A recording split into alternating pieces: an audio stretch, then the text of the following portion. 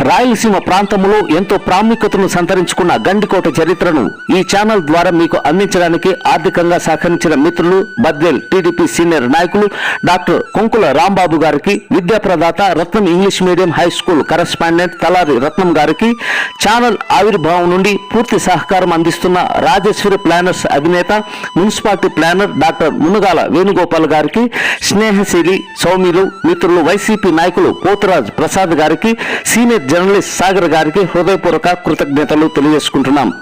ఈ గండికోట చరిత్రకు ముందు మాట అందించిన రాష్ట్రపతి అవార్డు గ్రహీత మల్ల సాహితీ పీఠం అధ్యక్షులు సాహిత్య పరిశోధకులు విద్వాన్ డాక్టర్ గానుగపేట హనుమంతరావు గారికి ప్రత్యేక ధన్యవాదాలు. పర్యాటకం ఒక విలక్షణమైన రంగం. ఇందులో మూలాలను గుర్తించడానికి ఎంతో అనుభవం అవసరం. ఒక ప్రాంతం పర్యాటకంగా ఎదగాలి అంటే దాని గురించి విస్తృతంగా ప్రచారం జరగాలి. రాజులు పోయినా రాజ్యాలు అంతరించిన చారిత్రక ఆనవాలుగా గత సాంస్కృతిక వైభవానికి, శిల్ప కళా సంపదకు ఆనాటి నిర్మాణాలు శిథిల రూపాలలో సాక్షాత్కరిస్తాయి. గత స్మృతులను, మహోజ్వల చరిత్రకు నిలయాలుగా ఈ కోటలు, బురుజులు కనిపిస్తాయి. ప్రపంచంలోని తెలుగు వారందరూ కుల మతాలకు అతీతంగా సందర్శించవలసిన కోటలు ఆంధ్రప్రదేశంలోని రాయలసీమ ప్రాంతమైన వైఎస్ఆర్ కడప జిల్లాలోని గండికోట, సిద్ధవటం కోటలు. తెలుగువాడు ఎవడన్నా తెలుగువాడే. మన గత వైభవాన్ని ఒక్కసారి సింహావలోకనం చేస్తే తనువు పులకరించక మానదు. తెలుగు జాతి పౌరుషాన్ని ఉద్దీదింపజేసిన మహనీయుల కథలతో కూడిన ఈ గండికోట చారిత్రక పౌరాణిక సంపదలకు సంకేతం. ప్రముఖ సినీ జానపద కవి కొసరాజు రాఘవయ్య చౌదరి గారు ఈ గండికోటపై కావ్యం కూడా రచించారు. గండికోట లోయను, కోటను ప్రకృతి ప్రసాదించిన వరంగా భావించి ప్రపంచ పర్యాటకులు అందరూ తప్పక సందర్శించవలసిందే. మరి ఎంతో ఘన చరిత్ర కలిగిన గండికోట చరిత్ర గురించి తెలుసుకుందాం. గండికోట చరిత్ర. ఎంతో ఘన చరిత్ర కలిగిన గండికోట యొక్క గత వైభవాన్ని మరియు అక్కడ ఉన్న శాసనాలు, ఆలయాలు ఈ వీడియోలో మనం చూడవచ్చు. ఆంధ్రప్రదేశ్లోని రాయలసీమ ప్రాంతమైన వైఎస్ఆర్ కడప జిల్లాలో ఒక ప్రముఖ చారిత్రక పర్యాటక ప్రదేశంగా ఈ గండికోట ప్రాధాన్యత సంతరించుకుంది. జమ్మలమడుగు పట్టణం నుండి 14 కిలోమీటర్ల దూరంలో పెన్నా నదికి కుడివైపున ఈ కోటను నిర్మించడం జరిగినది.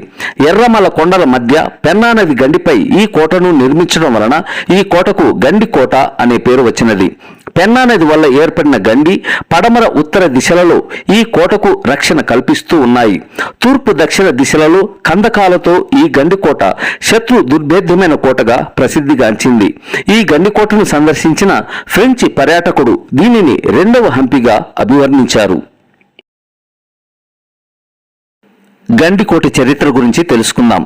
మొదటి కళ్యాణి చాళుక్యులైన త్రైలోక్యమల్ల మహారాజుకు సామంతరాజుగా ఉండిన కాకరాజు క్రీస్తు శకం 1123 సంవత్సరం జనవరి 9వ తేదీన గండికోటను నిర్మించారని గండికోట కైఫియత్ తెలుపుతోంది. క్రీస్తు శకం 1279 నాటి అత్తిరాల శాసనంలో గండికోటను గురించి మొదటిగా కనబడుతోంది.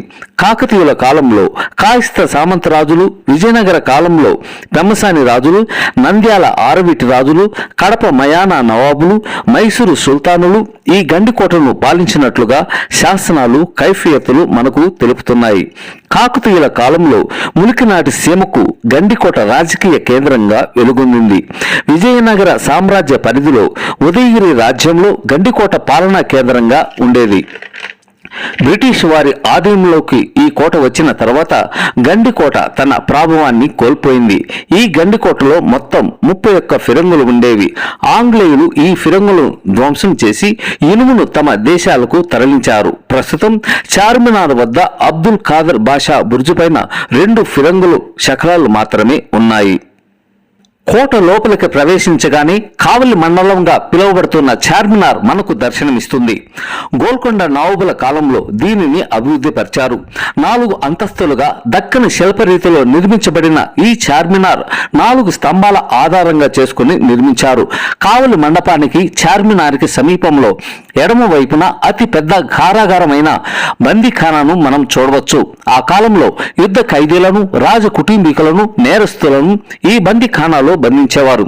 మాధవరాయ ఆలయం గండికోట ప్రాంగణంలో ఎత్తైన గోపురంతో శిల్పాలతో కూడిన ముఖ మండపంతో ఉన్న ఈ ఆలయం గండికోట యొక్క ఆధ్యాత్మిక శోభను కలిగిస్తుంది. గర్భగుడిలో మాధవరాయ స్వామి మూల విరాట్టు లేకపోవడం మనం గమనించవచ్చు. ఈ రాతి విగ్రహాన్ని మైదుకూరుకు తరలించారని కొందరు, పెద్ద పసుపుల ఆలయంలో ఉందని ప్రజలు చెప్పుకుంటున్నారు. గండికోటలోని అతి పెద్ద ధాన్యాగారాన్ని మీర్ జుమ్లా నిర్మించారు. దీర్ఘ చతురస్రాకారంలో ఉన్న ఈ భవనం 18 మీటర్ల ఎత్తులో నిర్మించడం జరిగింది. లోపలి భాగంలో 12 పెద్ద స్తంభములు 2 వరుసలతో ఉండి ధాన్యాన్ని పైకి ఎక్కించడానికి ఉత్తరం వైపున మెట్లతో నిర్మించడం జరిగింది. ఈ ధాన్యాగారానికి ఉత్తరం వైపున ఎత్తైన గుట్టపైన రఘునాథ ఆలయం నిర్మించారు. ఈ ఆలయాన్ని రంగనాయక ఆలయం అని కూడా అంటారు. ఈ ఆలయం తూర్పున ముఖ ప్రవేశ ద్వారము, ఉత్తరాన చిన్న చిన్న ద్వారాలతో నిర్మించారు. ఆలయం చుట్టూ ఎర్ర రాతితో ప్రాకారం నిర్మించారు. రాతిపై నాటి శిల్పులు బొమ్మల రూపంలో చెక్కిన వాటిని మనం కూడా గమనించవచ్చు. ఈ కోట ప్రాంగణంలో ఉన్న జుమ్మా మసీదు గురించి తెలుసుకుందాం. ఇది పర్యాటకులను విశేషంగా ఆకట్టుకునే నిర్మాణం. దక్షిణం వైపున ఈ మసీదును నిర్మించారు. మసీదు ప్రాకారం చుట్టూ లోపల 64 గదులు, బయట 32 గదులు ఉన్నాయి. 3 ప్రత్యేక ద్వారాలతో 2 మినారులతో ఆహ్లాదకరమైన వాతావరణంలో ఈ జుమ్మా మసీదును నిర్మించారు. జుమ్మా మసీదు ఎదురుగా ఎర్ర కోనేరు ఉంది. కోనేరులో నీరు ఎర్రగా ఉండటం వల్ల దీనికి ఆ పేరు వచ్చిందని అంటారు. ఆ కాలంలో యుద్ధం తర్వాత సైనికులు రక్తంతో తడిసిన కత్తులు కడగటం వలన నీరు ఎర్రగా మారాయని, అందువల్ల దీనికి కత్తుల కోనేరు అని కూడా అంటారని చెప్తుంటారు. ప్రవేశ ద్వారానికి పైభాగాన నగారా ఖానా నిర్మించబడి ఉంది. యుద్ధ సమయంలో ఇక్కడ నుండి పెద్ద శబ్దంతో నగారా వాయించేవారు. దీనితో సైనికులు యుద్ధానికి సిద్ధపడేవారు. రాజు కోటలోనికి ప్రవేశించేటప్పుడు, కోట నుండి బయటకు వెళ్లేటప్పుడు కూడా ఈ నగారా వాయించేవారు. జుమ్మా మసీదు వెనుక భాగంలో తాలింఖానాకు తూర్పున శిథిలావస్థలో ఆయుధ కర్మాగారం ఉంది. మసీదు వెనక భాగంలో నైరుతి దిశలో రాజ దర్బార్, రంగమహాళ్లు ఉన్నాయి. ఇక్కడే ఒక మసీదు, కోనేరు ఉన్నాయి. ఈ కోనేటిని రాణులు స్నాన వాటికగా ఉపయోగించేవారు.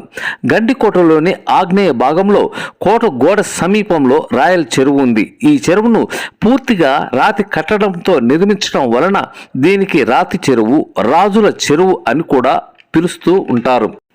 గండికోటకు పడమర ఉత్తర దిక్కులలో పెన్నా నది ప్రవహిస్తుంది. ఎర్రమల్ల కొండల మధ్య సుమారు 8 కిలోమీటర్ల దూరం వ్యాపించిన పెన్నా లోయ ప్రకృతి రమణీయత పర్యాటకులను ఎంతగానో ఆకర్షిస్తుంది. ఈ లోయను గ్రాండ్ కెనాన్ ఆఫ్ ఇండియాగా పిలువబడుతుంది. ఈ గండికోటకు రక్షణగా సహజ సిద్ధ కందకంగా పెన్నా నది ఉపయోగపడుతుంది. కోట నుండి చూస్తే దాదాపు 300 అడుగుల లోతు, 250 అడుగుల వెడల్పుతో పెన్నా నది కనిపిస్తుంది. శని, ఆదివారాలు పండగ సమయాలలో ఈ కోటను విశేషంగా పర్యాటకులు సందర్శిస్తూ ఉంటారు. పర్యాటకుల కోసం బోటింగ్, రోప్ వే వంటివే కాక ఏసీ రూమ్లు, రెస్టారెంట్లు కూడా ఉన్నాయి. ఓకే ఫ్రెండ్స్, ఎంతో ఘన చరిత్ర గల గండికోటను మీరు కూడా ఒకసారి సందర్శించండి. ఈ వీడియోను చూసిన మిత్రులు, శ్రేయభిలాషులు లైక్ చేయండి, షేర్ చేయండి, సబ్స్క్రైబ్ చేయండి. మీ అమూల్యమైన అభిప్రాయాలను కామెంట్స్ రూపంలో మాకు తెలియచేయండి. మరొక మంచి వీడియోతో మళ్ళీ కలుసుకుందాం. ధన్యవాదాలు.